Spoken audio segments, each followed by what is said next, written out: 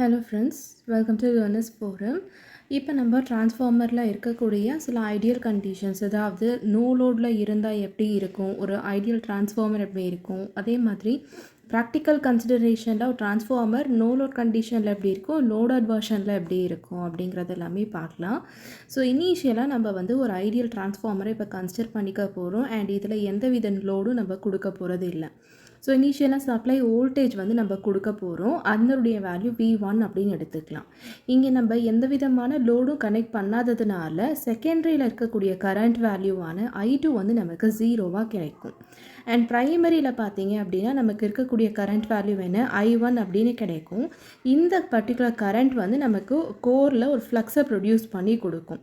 So இது கோரை நமக்கு மேக்னடைஸ் பண்ணுறதுனால இந்த பர்டிகுலர் கரண்ட்டை நம்ம மேக்னடைசிங் கரண்ட் IM அப்படின்னு சொல்லுவோம். அதுவே பார்த்தீங்க அப்படின்னா ஐடியல் கண்டிஷனில் வைண்டிங் ரெசிஸ்டன்ஸ் 0வாக இருக்கும். ஏன்னா இப்போ நமக்கு பியூர்லி இண்டக்டிவ் நேச்சராக இருக்கிறதுனால இந்த கண்டிஷனில் நம்மளுடைய IM வேல்யூ, அதாவது மேக்னடைசிங் கரண்ட் ரொம்ப கம்மியாக இருக்கும். And it lakhs the initial primary supply voltage V1 by 90 degree.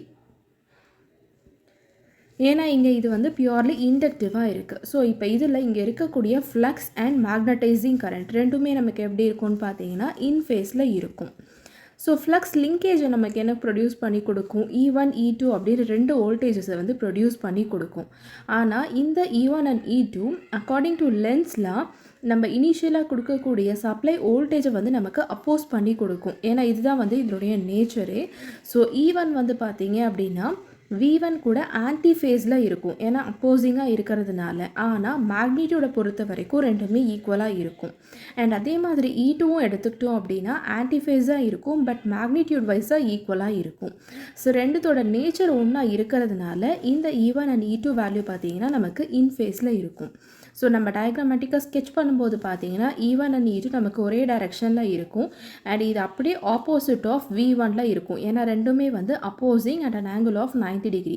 And I1 current which is nothing but the primary current நமக்கு மேக்னடைசிங் கரண்ட்டுக்கு ஈக்குவலாக இருக்கும். ஸோ பவர் இன்புட் எடுத்துக்கிட்டோம் அப்படின்னா it is equal to V1 I1 cos 90 degree. ஏன்னா ரெண்டுத்துக்கும் நடுவில் angle எவ்வளோ இருக்குன்னு நம்ம பார்க்கணும்.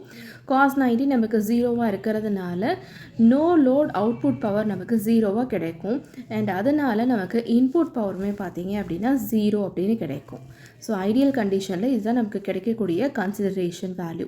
இப்போ இதுவே ஒரு ப்ராக்டிக்கலாக இருக்கக்கூடிய டிரான்ஸ்ஃபார்மரை நம்ம கன்சிடர் பண்ணிவிட்டு அகெயின் நோ லோட் கண்டிஷனில் நம்ம என்னென்ன பேராமீட்டர்ஸ் இருக்குன்றதை பார்க்கலாம். அயன் லாஸஸ் இப்போ இந்த கண்டிஷனில் நமக்கு எக்ஸிஸ்ட் ஆகும். ஸோ இந்த ப்ரைமரி கரண்ட் நோ லோட் கண்டிஷனில் இருக்கும்போது நமக்கு ரெண்டு காம்பனன்ட்ஸாக இருக்கும். ஃபர்ஸ்ட் பியூர்லி ரியாக்டிவ் காம்பனண்ட், அதாவது மேக்னடைசிங் காம்பனண்ட் நம்ம பார்த்தோம். இதை நம்ம வாட்லெஸ் காம்பனண்ட் அப்படின்னு கூட சொல்லலாம். இந்த காம்பனண்ட்டை பொறுத்து தான் நமக்கு பார்த்தீங்க அப்படின்னா ஃப்ளக்ஸ் ப்ரொடியூஸ் ஆகும். So it is required to produce the actual flux. Second component IC. So இந்த பர்டிகுலர் காம்பனண்ட் எடுத்துக்கிட்டோம் அப்படின்னா it supplies the total losses under no load condition. அதனால் இது power component of no load current அப்படின்னு சொல்லுவோம். This is called as a wattful component.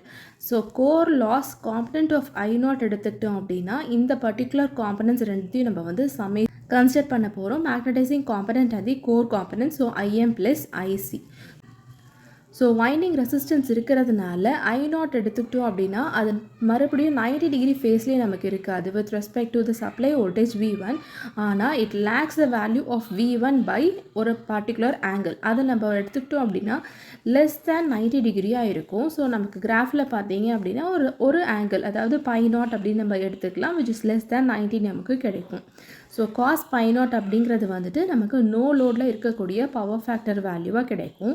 And magnetising component எடுத்துக்கிட்டோம் அப்படின்னா it is IM which is equal to I0 sin π0. ஏன்னா it is lagging the value of initial voltage V1 by 90 degree. So next second காம்பனண்ட்டான core loss காம்பனண்ட்டை calculate பண்ணலாம். So IC is equal to I0 into cos π0 அப்படின்னு கிடைக்கும். இந்த value நமக்கு V1 கூட in ஃபேஸில் இருக்கும். So magnitude of no load current என்ன கிடைக்கும் அப்படின்னா it is equal to square root of IM square plus IC square. இதில் π0 அப்படிங்கிறது நோ லோட் கண்டிஷனில் ப்ரைமரி சைடில் இருக்கக்கூடிய power factor angle. So total power input no load கண்டிஷனில் நமக்கு என்ன கிடைக்கும் அப்படின்னா it is equal to V1 I0 cos π0. So V1 into IC அப்படின்னு நம்ம எழுதிக்கலாம், ஏன்னா it is equal to the core component. So இந்த product of V1 and IC அப்படிங்கிறது ஒன்றுமே இல்லை, நம்மளுடைய அயன் லாஸ். அதை தான் நம்ம PI அப்படின்னு ரெப்ரசென்ட் பண்ணுவோம். ஸோ எல்லா லோட் கண்டிஷன்ஸுக்குமே இந்த வேல்யூ நமக்கு கான்ஸ்டண்ட்டாக கிடைக்கும். ஸோ ப்ரைமரியாக இருக்கக்கூடிய இந்த காப்பர் லாஸ் எடுத்துக்கிட்டோம் அப்படின்னா நமக்கு நெக்லிஜிபிளி ஸ்மாலாக இருக்கும். ஸோ இவ்வளோ நேரம் நம்ம நோ லோட் கண்டிஷன்ஸ்க்கு வந்து பார்த்தோம். இப்போ நம்ம ஒரு டிரான்ஸ்ஃபார்மர் கன்சிடர் பண்ணிக்க போகிறோம் வித் லோட். ஸோ லோட் பண்ணதுக்கப்புறமா செகண்டரியில் கண்டிப்பாக நமக்கு வந்து கரண்ட் ஃப்ளோ இருக்கும். ஸோ இந்த கரண்ட்டான I2 உடைய மேக்னிட்யூட் அண்ட் ஃபேஸ் எடுத்துக்கிட்டோம் அப்படின்னா நம்ம எவ்வளோ லோட் கொடுக்குறோம் அந்த லோடை பொறுத்து தான் இதனுடைய மேக்னிட்யூட் வேல்யூ அண்ட் எவ்வளோ ஃபேஸ் ஆங்கிள் இருக்குது அப்படிங்கிற வேல்யூ வந்து எல்லாமே வந்து நம்மளால் டிட்டர்மைன் பண்ண முடியும். ஸோ இண்டக்டிவாக இருக்கும்போது நம்ம அப்ளை பண்ணக்கூடிய லோட் அப்போது இந்த செகண்டரி கரண்ட் வந்து V2வை விழுந்து லேக் பண்ணும். அதுவே கெப்பாசிட்டிவ் லோடாக நம்ம கொடுக்கும்போது I2 leads the value of V2. And in case ரெசிஸ்டிவாக இருக்கும்போது இந்த I2 அண்ட் V2 ரெண்டுமே வந்து இன் ஃபேஸில் இருக்கும். I2 எடுத்துக்கிட்டோம் அப்படின்னா இப்போ செகண்ட் கரண்ட் அதுக்கு ஏற்ற மாதிரியான ஒரு MMF, அதாவது மேக்னட்டோமோட்டிவ் ஃபோர்ஸை செகண்டரி பார்ட்டில் வந்து நமக்கு க்ரியேட் பண்ணி கொடுக்கும். அதனால் நமக்கு டிமேக்னடைசிங் காம்ப்ளெக்ஸ் வந்து நமக்கு இங்கே கிடைக்கும். ஸோ அடிஷ்னலாக ஒரு கரண்ட், அதாவது இப்போ நமக்கு I1 இருக்குது, செகண்டரி கரண்ட்டில் வந்துட்டு I2 அப்படின்னு இருக்குது. லோட் கனெக்ட் பண்ணதுக்கப்புறமா இந்த செகண்டரினால் ப்ரைமரி சைடில் நமக்கு அடிஷ்னலாக ஒரு லோட் வந்து கிடைக்கும், அதாவது கரண்ட் வேல்யூ வந்து கிடைக்கும் பிகாஸ் ஆஃப் தி லோட். அதுதான் நம்ம வந்து லோட் காம்பனண்ட், அதாவது புதுசாக கிடைக்கிறதுனால I2 டேஷ் அப்படின்னு எடுத்துக்க போகிறோம். இந்த I2 டேஷ் வந்து it is an anti phase with the லோடாக நமக்கு இருக்கும். ஸோ இந்த I2 டேஷ் நம்ம எடுத்துக்கிட்டோம் அப்படின்னா it neutralises the change in load. So load value நமக்கு சேஞ்ச் ஆகிட்டே இருக்கும். அந்த சேஞ்சை வந்து பார்த்திங்கன்னா நமக்கு நியூட்ரலைஸ் பண்ணி கொடுத்துரும். ஸோ அது அதிகமாச்சு அப்படின்னா அதை நியூட்ரலைஸ் பண்ணுறதுக்கு என்ன ஃபேக்டர் கொடுக்க முடியுமோ அந்த ரோல் வந்து இந்த I2 டேஷ் ப்ளே பண்ணும். ஸோ இந்த பர்டிகுலர் கன்சிடரேஷனில் ஃப்ளக்ஸ் வந்து பார்த்திங்க அப்படின்னா நம்ம கன்சிடர் பண்ணுற வேல்யூ வந்து கோரில் கான்ஸ்டண்ட்டாக இருக்கும். ஸோ கோர் லாஸுமே அதனால் நமக்கு எல்லா விதமான லோட்ஸுக்குமே கான்ஸ்டண்ட்டாக இருக்கிறதுனால இந்த பர்டிகுலர் கண்டிஷனில் இருக்கக்கூடிய டிரான்ஸ்ஃபார்மரை நம்ம கான்ஸ்டன்ட் ஃப்ளக்ஸ் மிஷின் அப்படின்னு சொல்லலாம். அண்ட் இங்கே இருக்கக்கூடிய I2 டேஷ் வேல்யூ நமக்கு என்ன கிடைக்கும் அப்படின்னா K into I2 அப்படின்னு கிடைக்கும். ஸோ லோட் பண்ணும்போது இந்த I1 தான் நமக்கு 2 காம்பனன்ட்ஸ் இருக்கும் அப்படிங்கிறத பார்த்துருப்போம். ஸோ அதில் ஃபர்ஸ்ட்டு காம்பனண்ட்டாக இருக்கக்கூடியது பார்த்தீங்கன்னா I0, அதாவது நோ லோட் கரண்ட். அது என்ன ஆகும் அப்படின்னு பார்த்தீங்க அப்படின்னா சப்ளை வோல்டேஜ் V1 வந்துட்டு it lags by the value of π0. So அதில் இருக்கக்கூடிய வேல்யூஸ் தான் 2 காம்பனன்ட்ஸ் தான் நம்ம இதுக்கு முன்னாடி பார்த்தோம், magnetising component and core component, அதாவது ஆக்டிவ் காம்பனண்ட் அப்படின்னு பார்த்துருப்போம். செகண்ட் காம்பனண்ட் இந்த லோடட் கண்டிஷனில் இருக்கிறது பார்த்தீங்கன்னா I2 டேஷாக நமக்கு வந்து இருக்கும். ஸோ இது ரெண்டுமே நமக்கு I1க்கு 2 காம்பனன்ட்ஸாக இருக்கும். ஸோ இப்போ நம்ம ஆட் பண்ணக்கூடிய வைண்டிங் ரெசிஸ்டன்ஸுடைய எஃபெக்ட் என்ன அப்படிங்கிறது பார்க்கலாம். ஸோ ப்ராக்டிக்கலாக ஒரு டிரான்ஸ்ஃபார்மரில் வைண்டிங்கில் கண்டிப்பாக நமக்கு ரெசிஸ்டன்ஸ் இருக்கும். ஐடியல் கண்டிஷனில் அது 0வாக இருந்துச்சு அப்படின்னா கூட ப்ராக்டிக்கல் கன்சிடரேஷனில் கண்டிப்பாக நமக்கு ரெசிஸ்டன்ஸ் இருக்கும். ஸோ இந்த ரெசிஸ்டன்ஸ்னால் நமக்கு ஒரு பவர் லாஸும் வோல்டேஜ் ட்ராப்பும் வந்து பார்த்திங்கன்னா அக்கர் ஆகும். ஸோ E1 எடுத்துக்கிட்டோம் அப்படின்னா it is equal to V1 minus I1 R1 அப்படின்னு கிடைக்கும். இது வந்து ப்ரைமரி சைடில் நமக்கு இன்டியூஸ் ஆகிற EMF. ஸோ ப்ரைமரி சைடில் இன்டியூஸ் ஆகிற இந்த EMFோட வேல்யூ வந்துட்டு it is a vector difference. அதனால தான் மேலே வந்துட்டு டேஷ் போட்டு நம்ம ரெப்ரசென்ட் பண்ணியிருக்கோம். ஏன்னா டைரக்ஷன் இங்கே வந்து ரொம்ப ரொம்ப இம்பார்ட்டன்ட். ப்ரைமரியிலேருந்து செகண்டரி நோக்கி போகுதா இல்லைன்னா ஆப்போசிட்டில் இருக்கா, இல்லை வோல்டேஜ் வந்து பார்த்தீங்க அப்படின்னா இன்டியூஸ் ஆகிறது வந்துட்டு அப்போஸ் பண்ணுதா இல்லைன்னா அகெயின்ஸ்டாக இல்லாமல் எயிட் பண்ணுதா அப்படிங்கிறது வந்து நமக்கு தெரிஞ்சிருக்கணும். So vector difference between V1 and I1 R1. அதுவே V2 எடுத்துக்கிட்டோம் அப்படின்னா it is vector difference between E2 and I2 R2. So இதுதான் வந்து பார்த்தீங்கன்னா நமக்கு டெர்மினல் வோல்டேஜ் V2க்கு வந்துட்டு ஒரு லோடாக வந்து நமக்கு இருக்கும். ஈக்குவலண்ட் ரெசிஸ்டன்ஸ் எடுத்துக்கிட்டோம் அப்படின்னா டோட்டல் காப்பர் லாஸ் வந்து I1 squared R1 plus I2 squared R2. So primary பார்ட்டில் இருக்கிற வேல்யூ அண்ட் செகண்டரி பார்ட்டில் இருக்கக்கூடிய வேல்யூ I1 ஸ்கொயரை நம்ம காமனாக எடுத்துகிட்டு கம்பைன் பண்ணோம் அப்படின்னா R1 plus R2 by K square அப்படின்னு நமக்கு கிடைக்கும். இதில் I2 by I1 அப்படிங்கிற இந்த கரண்ட் ரேஷியோவை நம்ம 1/K அப்படின்னு வந்து எக்ஸ்ப்ரெஸ் பண்ணியிருப்போம். இதுக்கு முன்னாடி டிரான்ஸ்ஃபார்மர்லேயே வந்துட்டு ரேஷியோஸ் எல்லாமே நம்ம பார்த்துருப்போம். அதை யூஸ் பண்ணி இங்கே நம்ம ரீப்ளேஸ் பண்ணிக்கலாம்.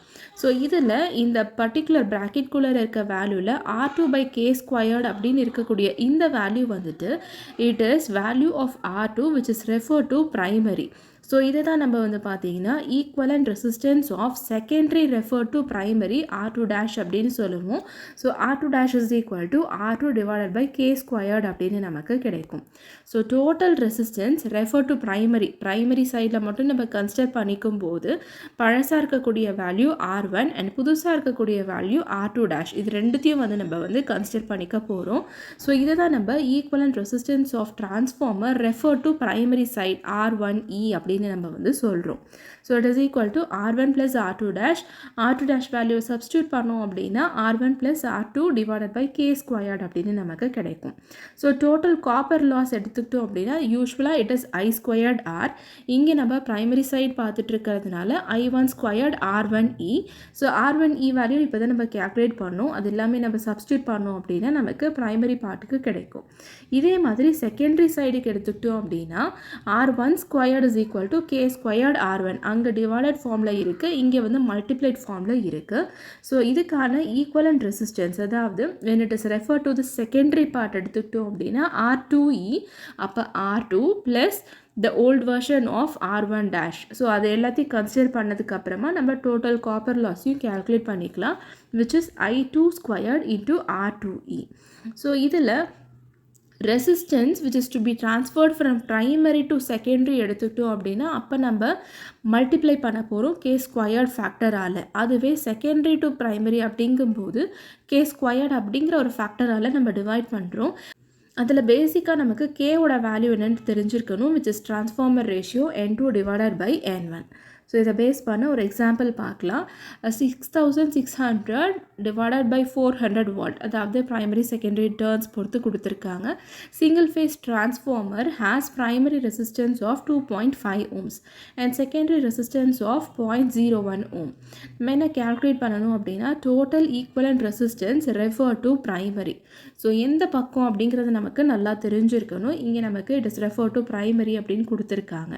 ஸோ R1 வேல்யூ 2.5 அது ப்ரைமரியாக கொடுத்துருக்காங்க. அதே மாதிரி செகண்டரியில் R2 வேல்யூ 0.01 கொடுத்துருக்காங்க. அண்ட் K வேல்யூ நம்ம கேல்குலேட் பண்ணிக்கலாம். N2 by N1 கொடுத்துருக்காங்க. ஸோ அதுலேருந்து ப்ராப்பராக நம்ம வந்து பார்த்தீங்க அப்படின்னா N1 வேல்யூ N2 வேல்யூ என்ன அப்படிங்கிறது நம்ம தெரிஞ்சிருக்கணும். நியூமரேட்டரில் இருக்கிறது N1 வேல்யூ, கொஸ்டினில் 6600 இஸ் N1 அண்ட் டினாமினேட்டரில் இருக்கிறது N2. ஸோ 400 by 6600 அப்படிங்கிறது வந்துட்டு N2 by N1 உடைய ratio which is equal to 0.0606. So இதை பேஸ் பண்ணி R2 டேஷ் வந்து நம்ம கேல்குலேட் பண்ணிக்கலாம். R2 by K squared. R2 நமக்கு ஏற்கனவே கொடுத்துருக்காங்க, K நம்ம கேல்குலேட் பண்ணியிருக்கோம், அதை யூஸ் பண்ணி கேல்குலேட் பண்ணிக்கலாம். அண்ட் அதே மாதிரி R1E வந்து it is equal to R1 plus R2 dash. R1 கொடுத்துருக்காங்க, R2 டேஷ் நம்ம கேல்குலேட் பண்ணிவிட்டு சப்ஸ்டியூட் பண்ணோம் அப்படின்னா நமக்கு தேவையான ஈக்குவலண்ட் ரெசிஸ்டன்ஸ் வந்து கிடைக்கும். இப்போ ரெசிஸ்டன்ஸ் பார்ட் எப்படி பார்த்தோமோ அதே மாதிரி லீக்கேஜ் ரியாக்டன்ஸ் எடுத்துக்கலாம்.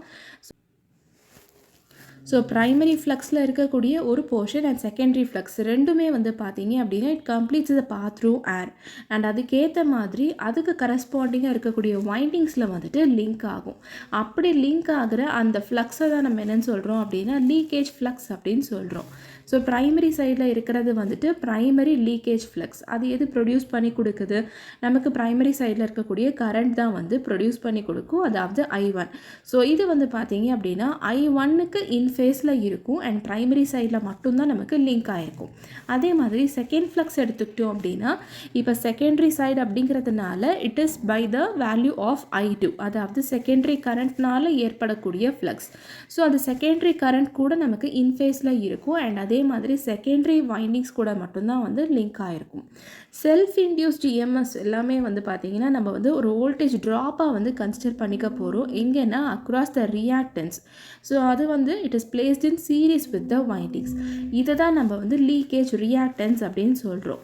ஸோ ஜென்ரலாக இந்த லீக்கேஜை ரெடியூஸ் பண்ணுறதுக்கு என்ன பண்ண போகிறோம் அப்படின்னா ரெண்டு வைண்டிங்ஸையும் நம்ம ஒரே லிம்பில் வந்து பிளேஸ் பண்ணுவோம். அதாவது யூஸ்வலாக ப்ரைமரி வந்துட்டு லெஃப்டில் வந்துட்டு நம்ம ஊன் பண்ணியிருப்போம், அதாவது சுற்றிருப்போம் அந்த ஒயர் மாதிரி இருக்கிறத. அண்ட் அதே மாதிரி செகண்டரி வைண்டிங்கை வந்துட்டு நம்ம ரைட் சைடில் வந்து ஊன் பண்ணியிருப்போம். அதுக்கு பதிலாக ரெண்டுத்தையும் சேர்த்து ஒரே லிம்பில் ஒரே இதில் வந்துட்டு ரெண்டு வைண்டிங்கும் நம்ம பண்ணோம் அப்படின்னா இந்த லீக்கேஜை வந்து நம்ம ரெடியூஸ் பண்ணிக்கலாம். ஸோ x1 x2 அப்படிங்கிறது வந்துட்டு ப்ரைமரி அண்ட் செகண்டரி சைடில் இருக்கக்கூடிய லீக்கேஜ் ரியாக்டன்ஸ் உடைய வேல்யூ.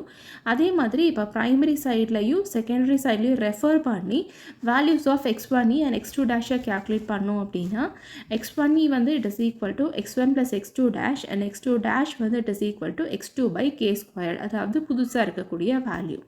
ஸோ செகண்டரி பார்ட்டில் எடுத்துக்கிட்டோம் அப்படின்னா x2e அண்ட் x1 டேஷ் வந்து நமக்கு கிடைக்கும். ஸோ இதில் k அப்படிங்கிறது வந்துட்டு it is ratio of n2 by n1. இதை நம்ம டிரான்ஸ்ஃபர்மேஷன் ரேஷியோ அப்படின்னு இதுக்கு முன்னாடியே பார்த்துருப்போம். ஸோ இப்போ ரெசிஸ்டன்ஸ் தனியாக ரியாக்டன்ஸ் தனியாக பார்த்தாச்சு. இப்போ ரெசிஸ்டன்ஸ் அண்ட் ரியாக்டன்ஸ் ரெண்டுத்தையும் கம்பைன் பண்ணால் நமக்கு என்ன கிடைக்கும்? இம்பிடன்ஸ். ஸோ ப்ரைமரி சைடில் மட்டும் இருக்கக்கூடிய டோட்டல் இம்பிடன்ஸ் நமக்கு என்ன கிடைக்கும் அப்படின்னா R1 ப்ளஸ் jX1 1 அப்படிங்கிறதுனால ப்ரைமரி சைட். அதே மாதிரி செகண்டரி சைடில் R2 ப்ளஸ் jX2 அப்படின்னு நமக்கு கிடைக்கும். ஸோ அதே மாதிரி அதனுடைய மேக்னிடியூட் எடுத்துக்கிட்டோம் அப்படின்னா square root of real part plus imaginary part. So root of R1 square plus x1 square அப்படின்னு கிடைக்கும். Z2 எடுத்துக்கிட்டோம் அப்படின்னா square root of R2 square plus x2 square. So total equivalent impedance primary சைடுக்கு மட்டும் நம்ம எடுத்துக்கும் போது Z1e அப்படின்னு நம்ம எடுத்துக்கலாம், which is equal to Z1 plus Z2 dash. So primary அப்படின்ட்டு இருக்கும்போது ஒரிஜினலாக இருக்கக்கூடிய ப்ரைமரி அண்ட் பிகாஸ் ஆஃப் செகண்டரியில் நமக்கு ஒரு அடிஷ்னல் வேல்யூ கிடைக்கும். அதை தான் நம்ம Z2 டேஷ் அப்படின்னு எடுத்திருக்கோம், which is equal to Z2 by k square. அதே மாதிரி செகண்டரி போர்ஷனுக்கு நம்ம இந்த மாதிரி ரெஃபர் பண்ணிக்கலாம் with the suffix of 2 Z2e அப்படின்னு எடுத்துக்க போகிறோம். இங்கே வந்து நமக்கு k வேல்யூ மல்டிப்ளை ஆகிருக்கு. ஸோ ப்ரைமரியில் எப்படி இருக்குது, செகண்டரியில் எப்படி இருக்குது அப்படின்றத பேசிக் டிஃப்ரென்ஸ் வந்து நமக்கு தெரிஞ்சிருக்கணும். ஸோ இதுதான் வந்துட்டு ஒரு டிரான்ஸ்ஃபார்மரை நம்ம லோட் பண்ணுறதுக்கும் அன்லோட் பண்ணுறதுக்கும், அதே மாதிரி ஒரு ஐடியல் கண்டிஷன்லையும் ப்ராக்டிக்கலில் ஒரு டிரான்ஸ்ஃபார்மர் கண்டிஷன் எப்படி இருக்குது அப்படிங்கிறதுக்கான பேசிக் டிஃப்ரென்ஸ். ஸோ இன்றைக்கி பார்த்தா இந்த கான்செப்டில் உங்களுக்கு ஏதாவது டவுட்ஸ் இருந்துச்சு அப்படின்னா கமெண்ட் செக்ஷனில் போஸ்ட் பண்ணுங்கள். Thank you so much friends.